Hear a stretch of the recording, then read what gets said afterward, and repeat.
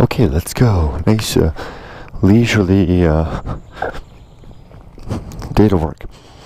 What is today? 24th day of May, 2019. So, yesterday I had an interesting opportunity. It was kind of a challenge and an opportunity. In my job, I run a lot of meetings. I'm a project manager, so I'm always having team meetings of various sorts, and I'm in charge of those meetings, in charge of the agenda, and running the meeting and following up afterwards. And I had a challenge yesterday because someone else was running a meeting that I once ran, and I thought the meeting needed help. And I'll talk in a minute about how I use some of my principles and my objectives to help me interject myself in a meaningful way, hopefully a helpful way, without stepping on toes. But more on that in just a second. Let's do the good life. Number one, first objective is to be always ready to die. 2, make good and effective use of time. 3, develop and maintain good and sound life principles. 4, cultivate good emotional reactions. 5, perform good actions. 6, recognize true limits and true opportunity. 7, do one thing slowly. 21 principles. Principle number 1, the principle of war. 2, reason and the sub-principles of honesty and objectivity. 3, the homunculus, the little mortal who lives inside my head and who will die with me. 4, the home of good and evil, a record of right and wrong, maintained and developed by the homunculus. 5, the principle of purpose, biology and virtue. 6, the atomic principle. Everything is made of bits and pieces. So too you and I. 7, principle of nature. Everything has some particular nature, and it's good to recognize what that is and abide that. 8, the principle of maturity, and the sub-principles of wisdom and fortitude. 9, the social principle. We're social animals. 10, the principle of public speaking. Try to live, act, and behave as though anybody I'm talking around is standing right there. Number 11 is the principle of the feast of offal, the waste and byproduct of our undisciplined, unprincipled living. 12, temperance, suffering, simplicity, and apathy are the sub-principles. 13, agency and the great indifference. The fact of us, that we care, in a universe that doesn't seem to even have the capacity to care. 14, best seat in the house, to not want to be anyone else, be anywhere else, or be doing anything else, but to be okay with where I am, who I am, and what I'm doing. Next is path of wildness, which is a way to get unstuck in life when you're stuck. Principle of the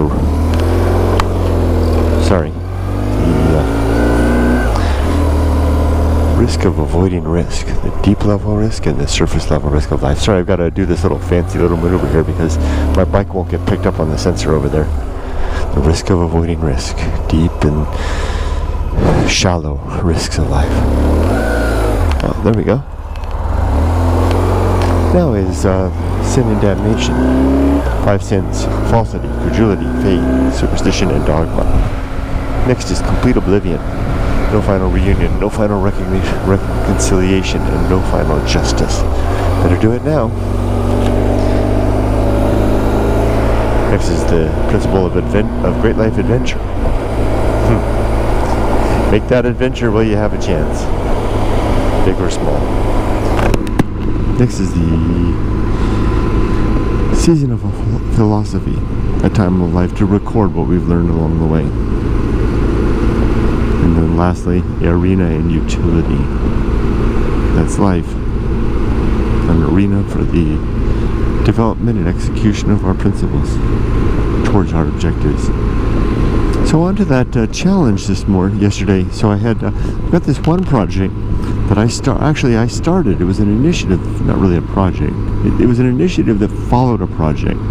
So we did the project, we completed it, and then we realized what we had done was, without specifics, we had introduced a new software platform of tools into the enterprise. Big enterprise, four divisions, over 5,000 users. It was a good project. And then once it was in place, though, we realized we needed some governance around this thing, some way to control it, a body that could keep track of it and basically regulate the use of this enterprise-wide application. So we created a governance board with representatives from all the divisions, including IT, of which I was a representative. And I initially led the board and created it, led it, and helped the group to build our governance document. After about a year of that, I took a back seat, and the team took over the governance board. Now see, the thing is, I've got this process, this project management stuff that I do, and I've got this process that I use. It's a web-based process. It's very straightforward, and the new leadership of the team weren't using that, or haven't been using that. They just don't. They continue with the old paper method, or just notes in their computer, their laptop. The problem was that our meetings, though they're organized and they're timely, it seems like we're always kind of lost. We go through these, 2-hour meetings, going through searching for the bullet points, and when we have a bullet point that an item that we're pursuing, we have to spend, seems like an embarrassing few minutes or 5 or 10 trying to figure out where we were when we last met, to take off from there. Who owns the darn thing, and how are we going to I gotta plug something in. So I gotta plug this in. I might have to pull over and plug in my phone. It's not plugged into the bike, and then power's gonna go down. So anyway, it's not being very well done.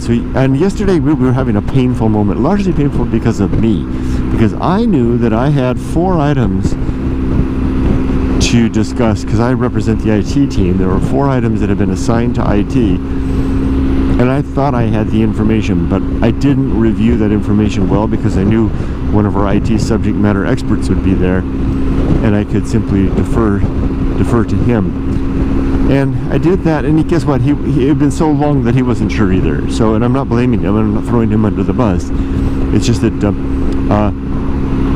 we both knew the answer, but we hadn't reviewed the answer in more than a month. So neither of us were really had it at the tip of our minds. We needed some time to review it. And again, that's not his fault. It's more my fault, because I was the one that had been tasked to get the information.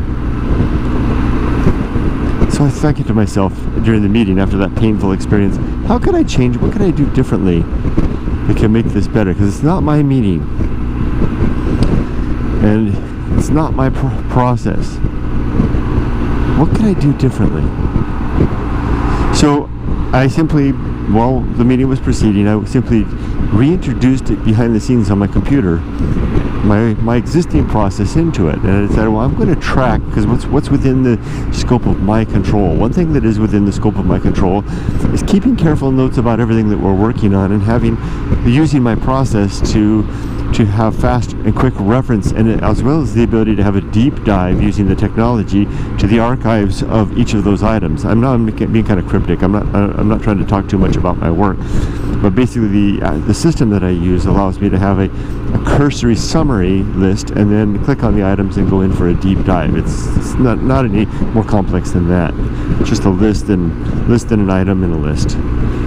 So I set that up and added my items and put them all in a nice order while the rest of us were kind of trying to get through the rest of the meeting. And by the end of the meeting, I had created a nice little list. And in the past, in a pinch, I had ran the meetings for the group when the leader wasn't there. And when the meeting was done, all I did, and I realized another thing that was what was outside of my control was running the meetings.